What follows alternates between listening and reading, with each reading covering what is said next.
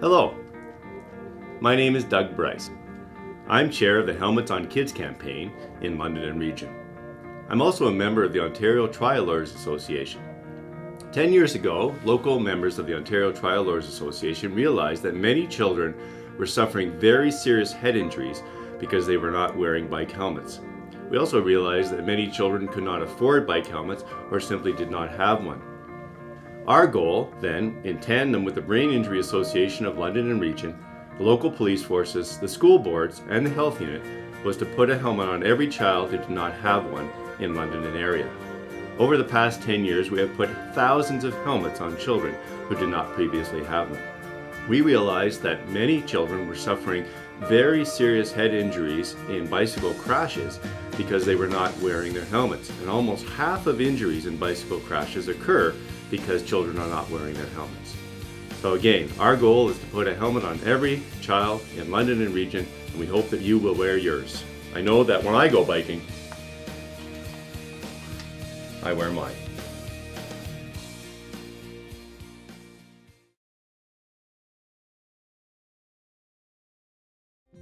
Hello, I'm Donna Thompson, Executive Director of the Brain Injury Association of London and Region. During my career, I have worked with many people who have a brain injury. Brain injuries can affect health, and these effects can last a long time, and for some people, a lifetime. Having a brain injury is not like breaking a bone or bruising your knee. Brain injuries are serious. After a brain injury, some people can't talk, they can't walk, some kids can't play hockey or ride a bike simply because they have a brain injury. Think about this. Your skull is only about as thick as 3 pennies stacked, which is not a whole lot of protection. In order to avoid getting a brain injury, always wear a helmet for protection.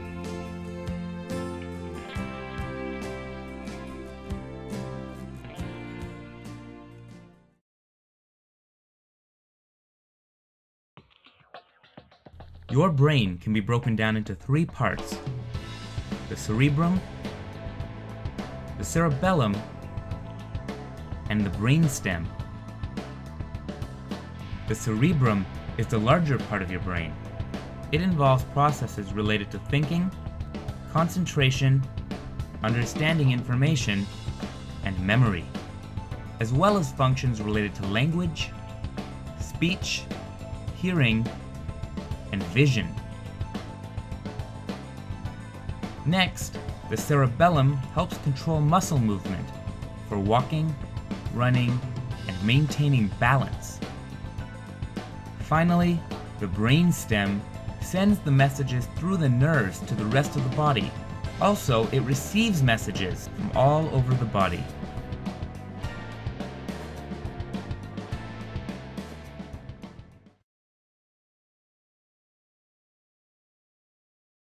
My name is Constable McNeil, and I'm going to spend a couple of minutes talking about bicycles and ensuring that a bicycle is actually safe. One of the first things that you have to look at is whether the bicycle actually fits the rider. And a good rule of thumb is that if the person is straddling the bicycle, both feet should be able to touch the ground with their feet flat on the ground. If the person is sitting on the bicycle, their toes should be able to touch the ground. Another important aspect is looking at the chain and the gears, and we have to ensure that there's lots of oil on the chain and the gears are moving smoothly. Handlebars are another area of concern. We have to make sure that the handlebars are tight and there isn't any movement in those handlebars. The brake pads shouldn't touch the wheels as the wheel is spinning around. The only time that the pad should actually make contact is when the brakes are actually applied. Another important thing to keep in mind is anyone riding at night is required by law to have a white light to the front of the bicycle and at least a red reflector to the rear. Another area of the bicycle to examine is the wheels and the tires.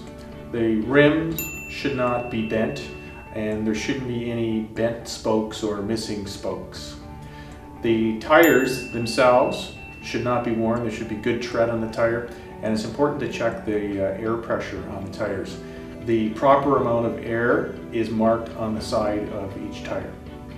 Finally, Preventing injury is of the utmost importance, and as a result, the law requires that everyone under the age of 18 is required to wear a bicycle helmet when operating a bicycle. If anyone has any doubt in terms of whether a bike is safe, any qualified bike shop can check a bike out, do a tune-up, and ensure its safety. It is the law in Ontario for children and adolescents under 18 years of age to wear an approved bicycle helmet. When worn correctly, helmets reduce risks for brain injury by 88%, head injury by 85%, and upper and mid-facial injury by 65%. A sticker inside the helmet with the following indicates the helmet meets safety standards recognized in Canada: CSA, CPSC, SNELL, or ASTM. Wear and use helmets as recommended by the manufacturer. Helmets cannot prevent all head injuries in all sports. Some helmets are marketed as multi-sport and meet safety standards for more than one activity.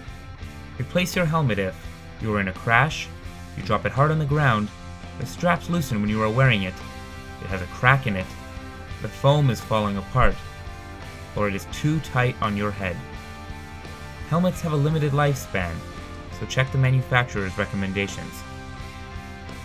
Never, ever put stickers or decals on your helmet, or wear a high ponytail, headphones, hats, or ball caps while wearing a helmet.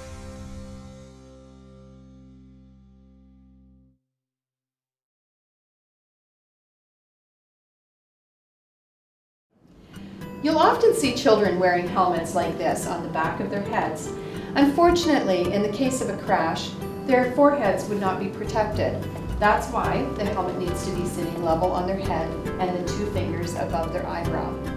To ensure the proper fit of a bicycle helmet, should not ever wear anything underneath the helmet, such as a ball cap. As you can see here, the helmet is not going to fit, and it's not going to help protect your head when you need it to. When you're wearing your bicycle helmet, if you don't do the straps up, it's not going to protect you, because if you fall, your helmet is going to fly off. If your helmet is not fitted right, it's going to be moving all over your head and not protecting you when you really need it the most. When riding your bike, it's very important that you be aware of your surroundings. If you wear headphones, you might not hear danger coming your way. When wearing a ponytail, it's very important to have your ponytail down lower with a helmet, because as you can see, if you have it up too high, the helmet's not going to fit properly. This is the proper way to wear a ponytail underneath the helmet. As you can see, the ponytail sits below the bottom of the helmet. Know your helmet salute! 2v1. Cha-ching!